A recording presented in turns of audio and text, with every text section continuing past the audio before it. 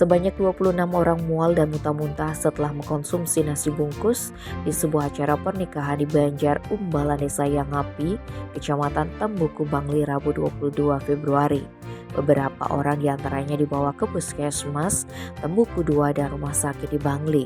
Bahkan ada yang sempat menjalani rawat inap.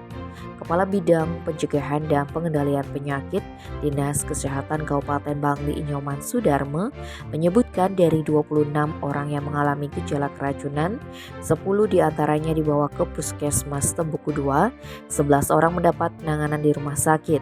Sisanya ada yang ditangani di tempat praktek bidan dan di rumah sendiri karena gejalanya tidak terlalu parah.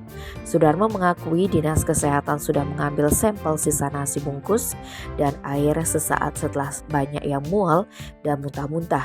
Sampel itu dibawa ke Balai Laboratorium Kesehatan Provinsi Bali untuk memastikan kandungan dalam makanan yang diduga penyebab warga mual dan muntah-muntah. Lanjut Sudarme, nasi bungkus yang dinikmati warga dimasak di lokasi acara. Ada sekitar 300 nasi bungkus berisi lauk telur dan lainnya. Sementara itu Polsek Tembuku masih mendalami penyebab warga mual dan muntah setelah makan nasi bungkus tersebut. Tim Bali Express melaporkan.